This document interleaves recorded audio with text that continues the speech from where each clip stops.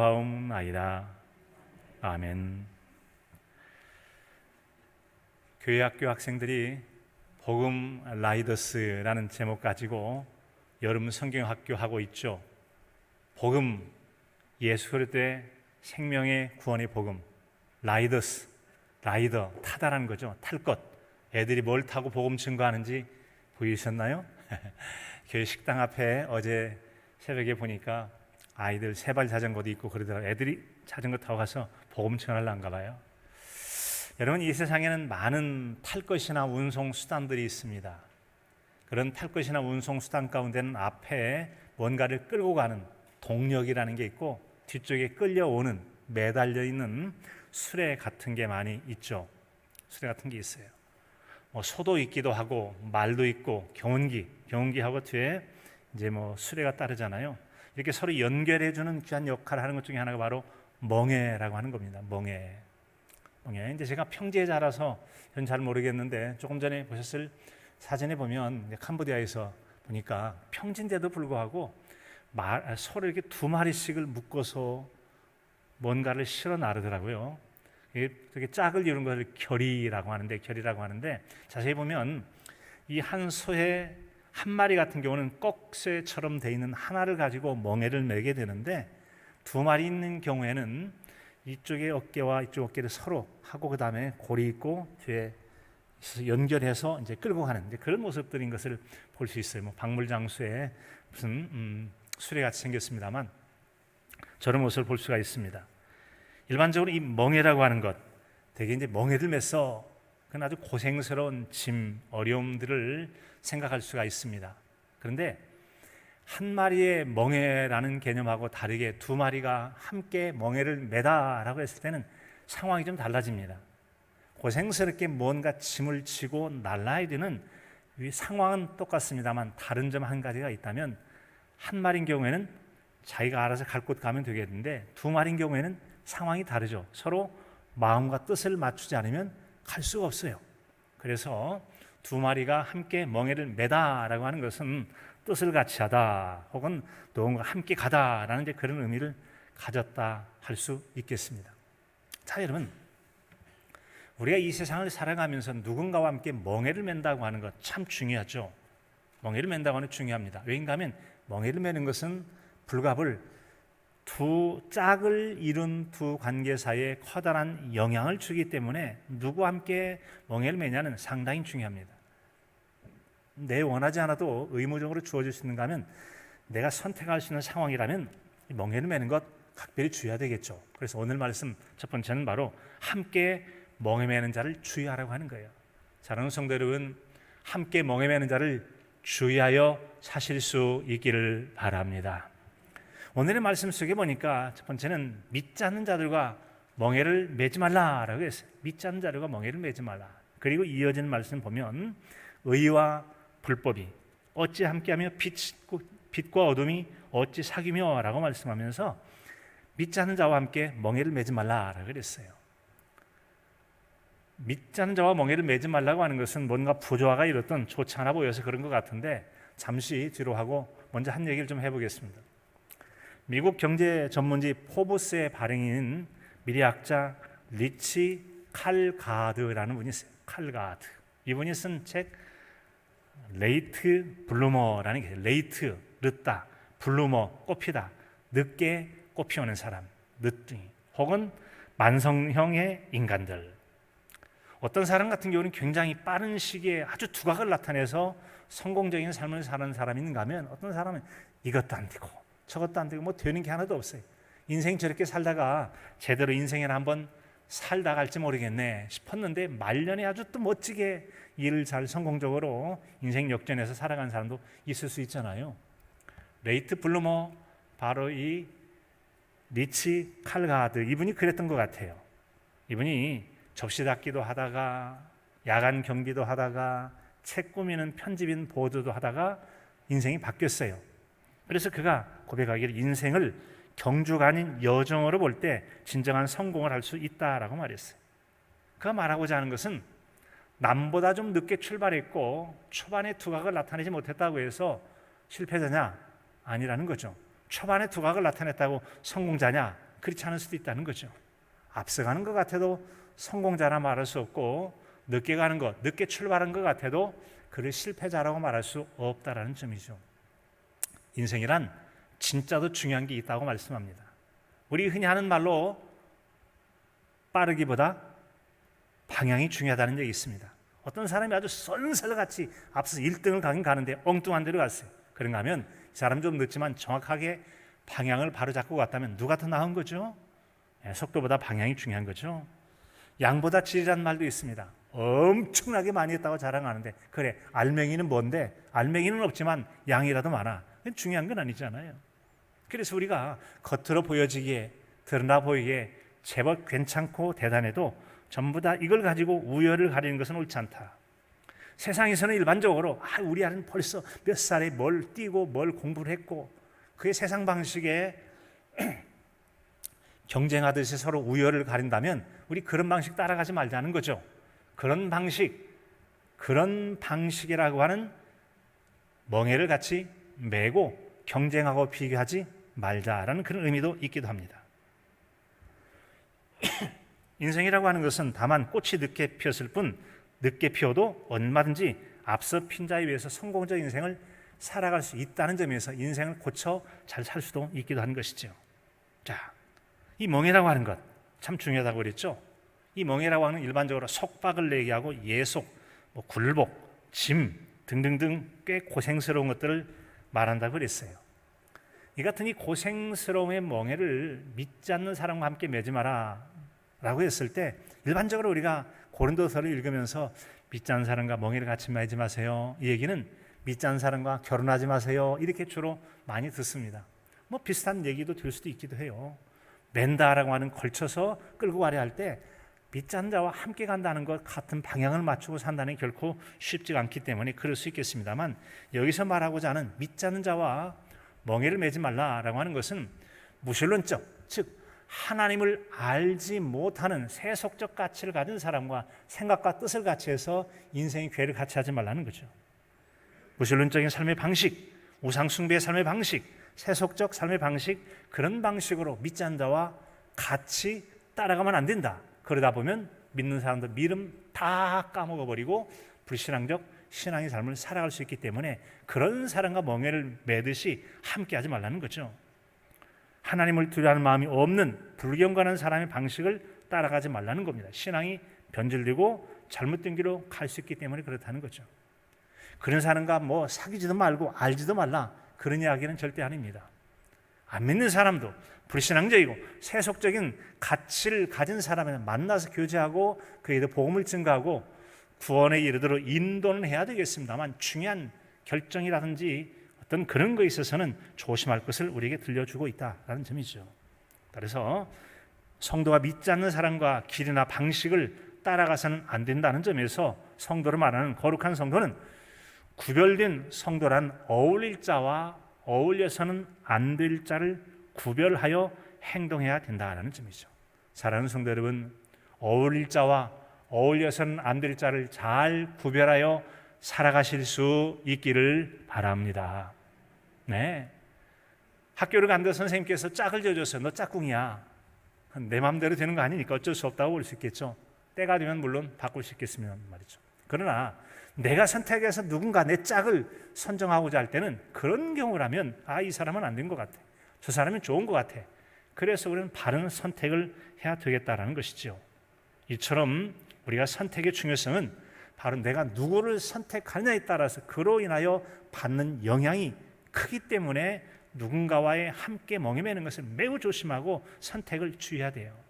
잘못된 선택은 우리를 치명적인 오류나 어려움, 위험, 손해를 당하게 할 수도 있다는 점이죠.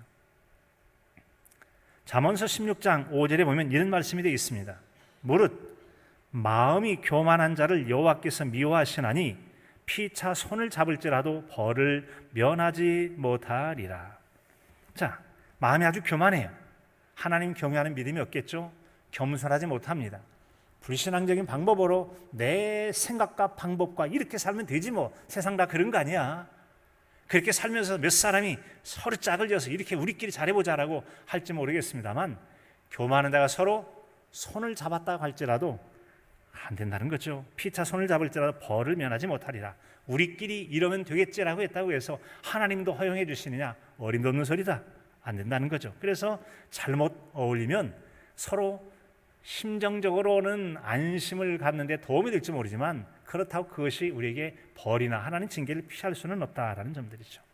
우리는 그런 선택에 있어서 믿지 않는 자와는 멍에를 같이 매지 말아야 되지만 그러나 초청하면서 나와 함께 멍에를 매자라고 우리를 불러주는 분이 계시다는 점이죠. 누구십니까? 우리 구주 되신 예수 그리스도이십니다.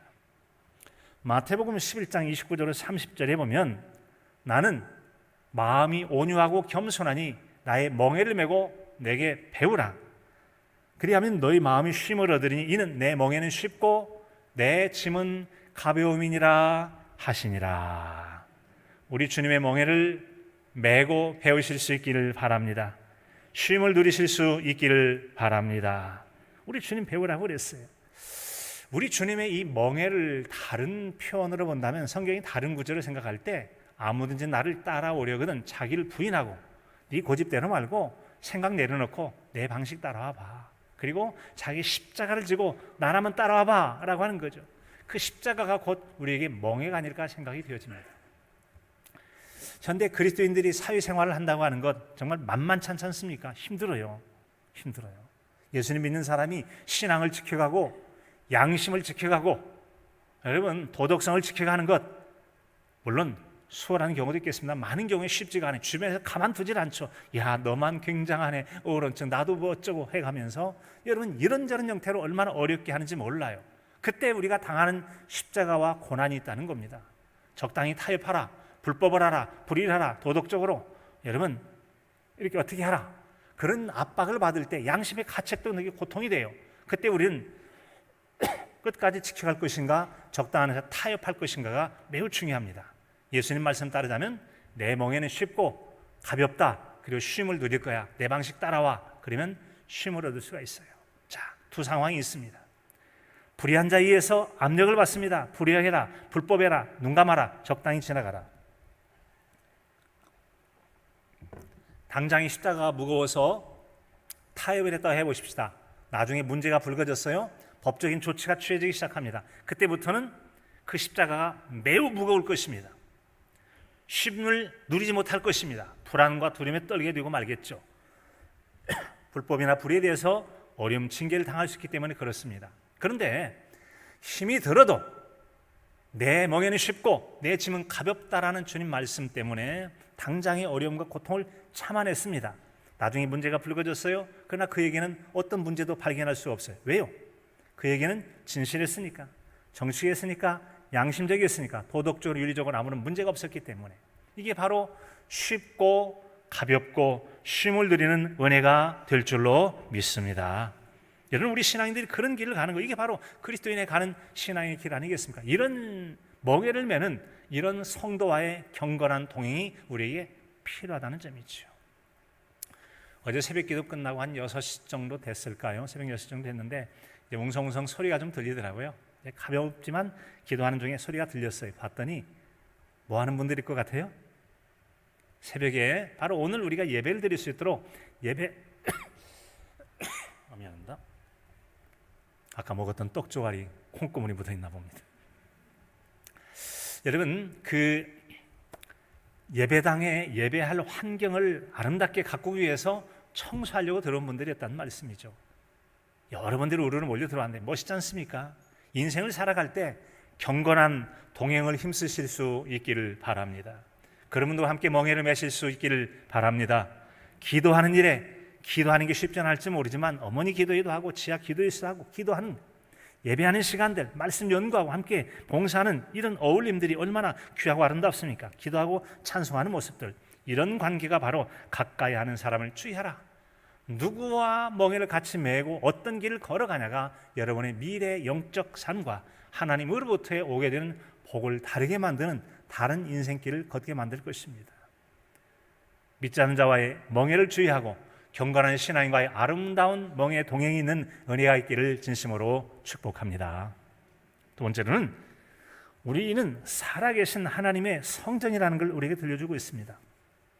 어찌 듣자면 멍에를 누가 맬 것이냐라고 하는 이 문제와 그 다음에 뭐 하나님의 성전이라고 우리가 뭐 이하고는 영 좀 상관이 없어 보이는, 조화가 되지 않는 것 같은 내용처럼 들려지는데 조금 듣다 보면 아하, 진짜 아주 굉장히 긴밀한 관계라는 것을 알게 될 것입니다.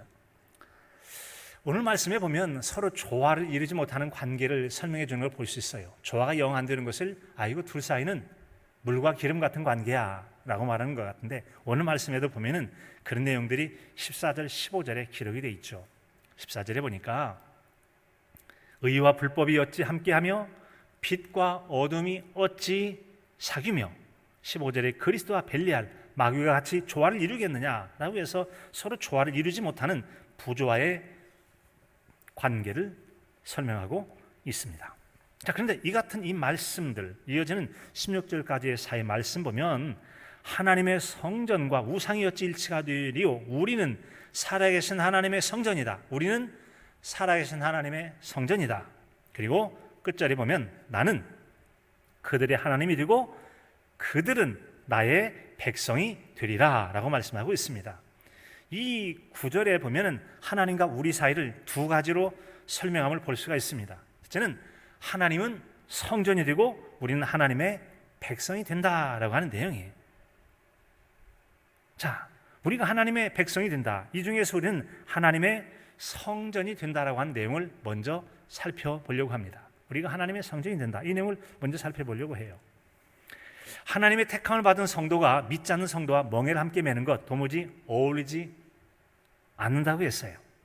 하지만 거룩한 성도가 내주하시는, 즉 우리 안에 들어와 우리 안에 계시는 하나님을 내주하시는 하나님이라고 말씀하는데, 내주하시는 하나님이신 성령님의 성전으로 불려지는 것은 지극히 당연한 일입니다.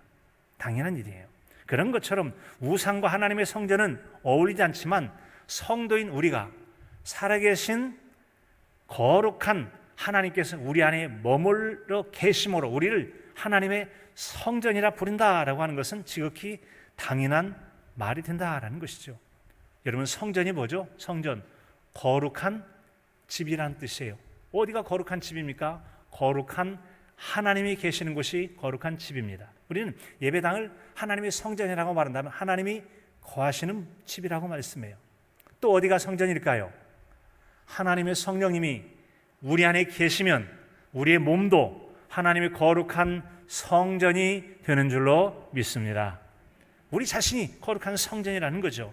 그렇게 하나님은 우리 가운데 거하시며 두루 행하실 때 하나님은 우리의 하나님이 되시고 우리는 그분의 백성이 된다는 겁니다. 이런 경우에 지금 하나님께서 이 예배당 안에 들어오셨어요. 쭉 보니까 성도들이 많이 있다는 말이죠. 그때 하나님 말씀하세요. 나는 너희의 하나님이니라. 하나님 말씀하세요. 그리고는 한 사람 한 사람 지칭하기 어려우니까 모두를 묶어서 그리고 너희들 모두는 다 내 백성이야 라고 말했다는 거죠. 지금 이 두 번째는 하나님은 우리 하나님이 되시고 우리는 하나님의 백성이 된다라는 것을 설명해 주고 있다는 점이죠. 약간의 거리감이 느껴져도 하나님과 우리 사이 이 관계를 소중히 갖고 가실 수 있기를 바랍니다. 하나님 우리 관계를 소중히 여기셔야 돼요. 우리가 하나님과의 그런 관계를 귀하게 여겨야 되는데, 이 같은 하나님과 우리와의 관계를 잘 설명해 준 고린도전서 3장 16절, 특별히 고린도전서 3장에 보면은 고린도 교회의 음행에 대한 문제를 설명하면서 성도들의 거룩성들, 육체, 하나님의 성령이 거하시는 우리 육신도 거룩하고 깨끗하게 지켜야 할 것을 말씀하면서 이런 말씀 들려주시죠. 너희는 너희가 하나님의 성전인 것과 하나님의 성령이 너희 안에 계시는 것을 알지 못하느냐. 누구든지 하나님의 성전을 더럽히면 하나님이 그 사람을 멸하시리라. 하나님의 성전은 거룩하니 너희도 그러하니라. 너희도 그러하니라. 자, 하나님께서는 우리가 거룩하기를 원하십니다. 거룩하기를 원하십니다. 우리가 바로 하나님이 우리 안에 계신 거룩한 성전이기 때문에 거룩하라. 그런데 만약에 너희가 거룩하지 못하면 너희를 멸해버릴 수 있다.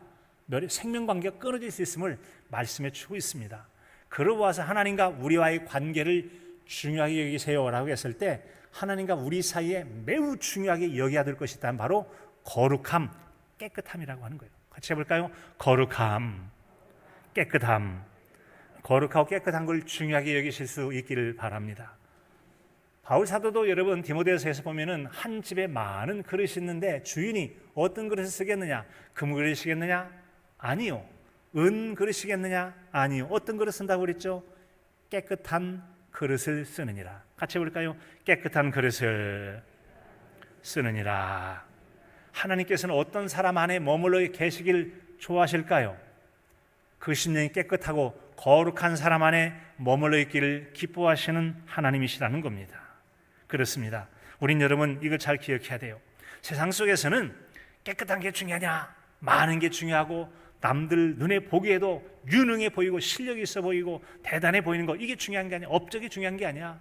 하나님은 그렇지 않다는 겁니다. 그래 그것이 정직한 방법이었느냐, 건강한 방법이었느냐, 깨끗한 것이냐, 불의하고 불법한 것이라면 아무리 많아도 크고 대단해도 주님 보시기에는 아니다라고 말씀하는, 아니다.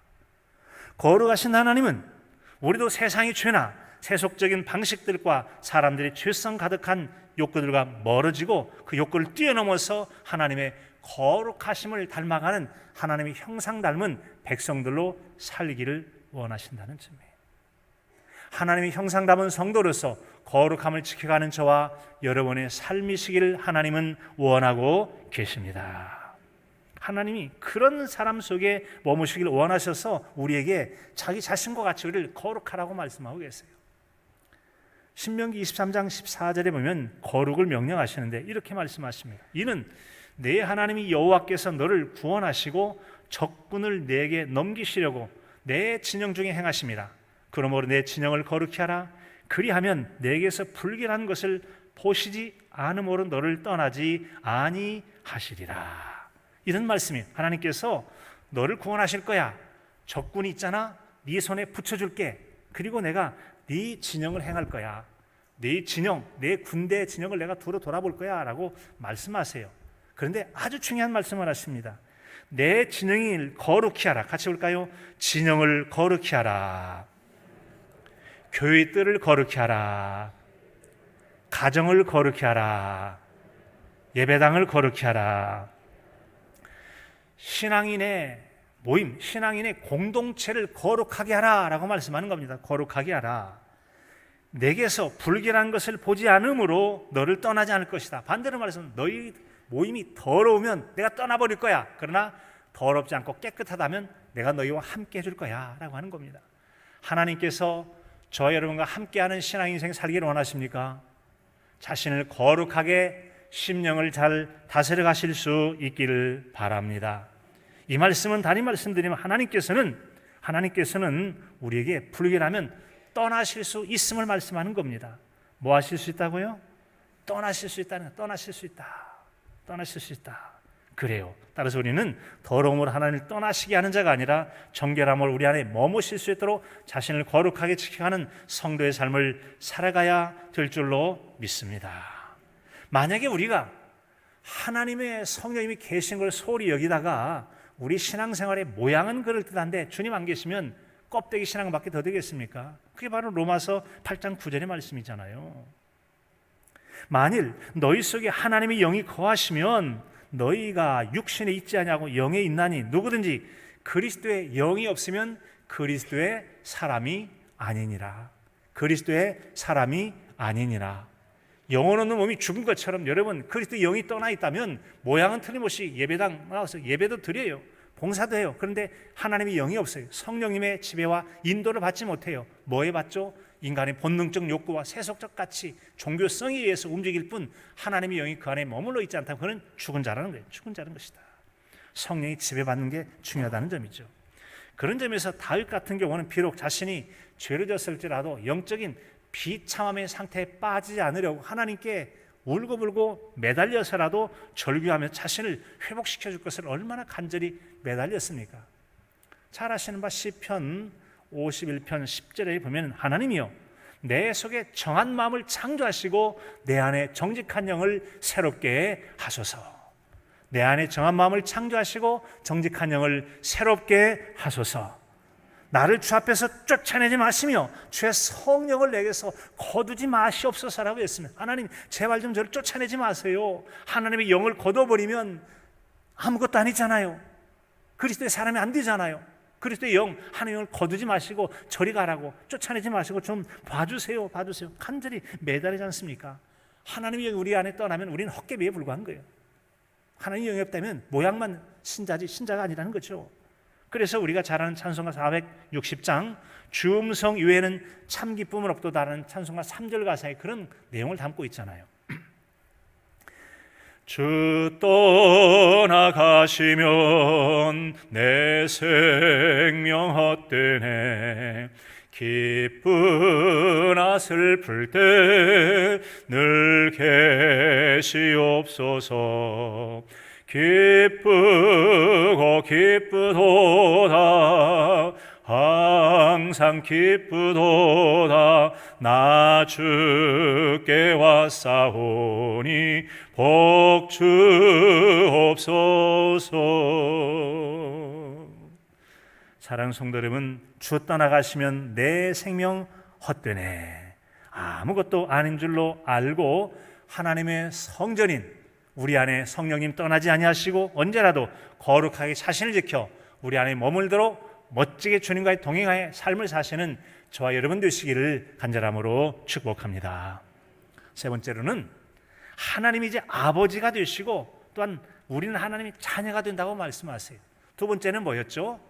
이스라엘 진중에 딱 오셨어요. 백성들이 많아요. 쭉 보시면서 나 너희의 하나님 될게, 너희는 내 백성이 되거라. 거리감이 좀 느껴졌는데 이번에는 좀 다르게 말씀하세요. 이제는 내가 너희의 하나님 정도가 아니라 너희의 아버지가 될게. 그리고 너희들은 내 백성 정도가 아니라 이제는 너희는 내 자녀가 되리라 라고 훨씬 더 가깝게 말씀해 주고 계시다는 것입니다. 18절에 보니까 너희에게 아버지가 되고 너희는 내게 자녀가 되리라 전능하신 주의 말씀이니라 하셨느니라. 네, 하나님은 택한 백성인 성도들이 하나님 명령 따라 그의 거룩함을 지켜갈 때 그들과의 관계를 한층 더 가까이 맺어가신다는 점이에요. 훨씬 더 가깝게 맺어가신다. 우상과 세속적인 것을 멀리하라고 하신 하나님의 이제 있었어요. 하나님 우리에게 그러면 하나님이 되어주시고 우리를 백성 삼아주시겠다고 그랬어요. 그렇게 해서 하나님 말씀대로 우상 숭배하는 것 멀리하고 믿지 않는 자와 멍에를 같이 하지 않습니다. 부정한 것들을 멀리합니다. 그랬더니 하나님께서 이제는 너희 하나님이요 내 백성 정도가 아니라 이제는 나는 너희의 아버지가 되고 너희는 내 자녀가 될 것이다. 훨씬 더 가깝게, 즉 하나님 명령을 따라 순종하는 삶을 살아가게 했을 때 하나님은 한층 가까이 와서 더 친밀한 관계를 맺어가는 거예요. 처음에는 안녕하세요 안녕하십니까 하는 것처럼 여러분 점점 관계가 가까워지는 걸 느끼시지 않습니까? 이렇게 여러분 우리가 부정한 걸 만지지 않고 멀리할 때 더욱더 영접하여 친밀하게 하고 그 관계를 한 단계 진전시켜서 하나님은 우리의 아버지가 되고 우린 자녀가 된다는 거죠. 사랑하는 성도 여러분, 여러분과 하나님 관계 속에서 하나님 여러분이 어떤 분으로 느껴지십니까? 하나님입니까? 저 멀리 계신 하나님입니까? 아니면 가까이 계신 아버지이십니까? 나는 그분에게 친밀한 자녀입니까? 아니면 그분의 많은 백성 중에 하나입니까? 왜 이런 관계가 형성된 거죠? 우리가 비록 라스트 블루머와 같이 늦게 신앙생활이 시작됐다 할지라도 하나님 우리에게 새로운 관계를 맺어가기를 원하시기에 그분을 가까이 하려면 우리를 더 친밀한 관계로 우리를 맺어 주실 줄로 믿습니다. 가까이 해 주실 줄로 믿습니다. 얼마나 새롭게 할 수 있어요. 그런 관계가 새로워지면 나중에는 하나님의 관계가 이제 로마서 8장 15절 6절에 쭉 보면 성령으로 말미암아 아빠, 아버지라 부르게 되어 있고 성령으로 말미암아 자녀라 인치고 17절에 보면 자녀이면 상속자 곧 아버지의 상속자요 그리스도와 함께하는 상속자가 된다라고 말씀하고 있습니다. 하나님의 부요를 누릴 수 있는 자가 될 수 있다는 거죠. 하나님과 친밀해져야 하나님의 부요함을 누리게 됩니다. 하나님의 평안함도 기도의 응답도 능력도 은사도 다양한 것들을 누릴 수 있는 것은 바로 하나님의 친밀함에 달려 있다고 하는 것이죠. 사랑하는 성도 여러분, 하나님과 친밀함과 부요함을 누리기 원하십니까? 그렇다면 하나님과 더욱더 친밀함을 사모하실 수 있기를 바랍니다. 하나님과 함께함을 사모하실 수 있기를 바랍니다. 이렇게 아버지가 되고 자녀된 관계를 친밀하게 맺어갈 때 하나님과 함께함의 복됨을 설명해 주는 신명기의 말씀이 출애굽기 말씀이 있습니다. 출애굽기 33장 1절에 보면 하나님께서 모세에게 이렇게 말씀하시죠. 모세, 너 말이야, 네가 애굽 땅에서 백성 데리고 왔잖아. 그들 모두 함께 데리고 가서 여기서 떠나서 내가 아브람과 이삭과 야곱에게 약속한 젖과 꿀이 흐르는 가나안 땅, 그 땅으로 들어가거라 라고 말씀하십니다. 그때 하신 말씀이 내가 사자는 보낼 자라는 뜻이잖아요. 하나님의 천사 같은 사람 보내는 것도 되겠죠. 사자를 너보다 앞서 보내서 가나안, 아모리, 헷, 브리스, 히위, 여부스, 가나안 7족 속이죠. 쫓아낸 다음에 너를 젖과 꿀이 흐르는 그 땅에 이르게 하려니와 나는 너희와 함께 올라가지 아니하리니 너희는 목이 곧은 백성이다. 인즉 내가 길에서 너희를 진멸할까 함이라. 모세, 네가 데리고 올라가라. 내가 함께 올라가다가 화가 나가지고 다 그들 죽일까 싶어서 함께 못 가겠다. 얼마나 이스라엘 백성들이 출애굽한 다음에 은혜를 주셨음에도 불구하고 목이 곧고 범죄를 많이 하는지 아이고 배 죽이고 싶어. 그 여러분 죽일까 싶어가지고 네가 데리고 올라가라고 이렇게 말씀하시는 겁니다. 자, 여러분 한 가지 여기서 중요한 내용이 있습니다. 하나님은 약속하시면 지키는 분이에요. 같이 읽을까요? 하나님은 약속하시면 지키십니다. 지키세요. 너 젖과 꿀이 흐르는 땅으로 올라가라 약속하시더니 모세를 통해 올라가게 하십니다. 주의 사자를 통해 올라가게 하신다는 거죠. 예수님 믿으면 멸망치 않고 영생을 얻고 천국에 가게 될 것이라는 사실을 믿으십니까? 약속하신 하나님은 반드시 그대로 이루어 주실 것을 믿으시기 바랍니다. 이때 중요한 게 한 가지가 있습니다. 그때 내가 원하는 어떤 목적지에 간다 할지라도, 내가 원하는 뭔가를 얻는다 할지라도 하나님과 함께인가 하나님이 없는 관계인가가 중요하다는 겁니다. 나 너희와 함께 가지 않을 거야. 그러나 내가 젖과 꿀이 흐르는 땅에서 잘 먹고 잘 살게 해줄게. 잘 먹고 잘 살 수만 있다면 하나님이 함께 하지 않으셔도 괜찮겠습니까? 아니라면 조금 못 살아도 괜찮으니까 하나님 함께 해 주시겠습니까? 이게 바로 그리스도인에게 매우 중요하다는 겁니다. 하나님과 함께하는 삶의 중요성이라는 거죠. 우리는 비록 내가 원하는 걸 충분히 먹고 성취하지 못한다고 할지라도 하나님과 함께함을 많이 있지만 하나님 없는 것보다 더 귀하게 여기는 우리여야 될 줄로 믿습니다. 그래서 이제 출애굽기 33장 12절에 보면 모세가 요구해요. 모세가 여호와께 아뢰되 보시옵소서, 주께서 내게 이 백성을 인도하여 올라가라 하시면 나와 함께 보낼 자를 지시하지 않으셨으면 하나님 왜 함께 할 자를 안 주세요? 라고 했더니 알았다 함께 가면 될 거 아니냐? 라고 하듯이 14절에 이렇게 대답을 하십니다. 여호와께서 이르시되 내가 친히 가리라. 내가 너희를 쉬게 하리라. 알았다 모세야, 고단하지? 좀 쉬어. 내가 같이 가면 내가 너를 돌봐줄게 라고 하는 것입니다. 이건 뭘 얘기하는 겁니까? 우리가 때때로는 세상에서 원하는 목적을 위해서라면 주님과 동행하지 않고 세상적 방법, 세속적 방법, 밑잔자와 멍에를 같이 하듯이 그런 방식으로 성공만 하면, 원하는 걸 이루기만 하면, 남보다 뛰어나게만 하면 괜찮은 겁니까? 그러지 못할지라도 하나님과 함께함을 세상에 많은 걸 얻는 것보다 더 귀하게 여기는 그런 성도로 살아가야 될 줄로 믿습니다. 하나님의 함께 하심의 복됨을 마태복음 1장 23절, 예수님의 두 번째는 임마누엘, 세상 끝날까지 함께 하신 하나님. 마태복음 28장 20절에 세상 끝날까지 내가 너희와 함께 하겠다고 약속하지 않습니까? 그게 우리가 그보다 더 큰 복이 어디가 있어요? 요셉이 하나님과 동행함으로 형통했다는 이야기 더 말할 필요도 없지 않습니까? 함께 할 때 복이라는 게 있어요. 함께 할 때 끊을 수 없는 하나님의 은혜의 풍성함과 사랑을 누리게 될 줄로 믿습니다. 하나님의 사랑받음을 바로 로마서 8장 38절에서 이렇게 들려주잖아요. 내가 확신하노니 사망이나 생명이나 천사들이나 권세자들이나 현재일이나 장래일이나 능력이나 높음이나 깊음이나 다른 어떤 피조물이라도 우리를 우리 주 그리스도 예수 안에 있는 하나님의 사랑에서 끊을 수 없으리라. 끊을 수 없으리라. 하나님의 사랑이 끊을 수 없는 하나님과 동행의 삶, 이보다 더 귀하고 멋진 게 어디가 있겠습니까? 만약에 하나님의 관계가 끊어지면서 작은 것 얻는다면 소탐대실이라는 말이 있잖아요. 작은 것 얻으려다가 큰 것을 잃어버리는 그런 손실이 있을 수 있다는 거예요. 예수 그리스도를 구주로 믿어 구원받고 하나님의 자녀된 우리는 믿지 않는 자들과의 멍에를 함께 매지 않도록 특별히 주의해야 됩니다. 그 대신에 우리에게 생명까지 아낌없이 내어주신 하나님과 우리 예수 그리스도 성령님과의 멍에를 메고 일생 하나님의 사랑의 끈에 단단히 묶여서 경건한 그리스도인의 삶을 통해 하나님의 끊을 수 없는 사랑 안에 그 풍성함을 누리며 사시는 복 있는 저와 여러분의 신앙의 삶이 되실 수 있기를 간절함으로 축복합니다.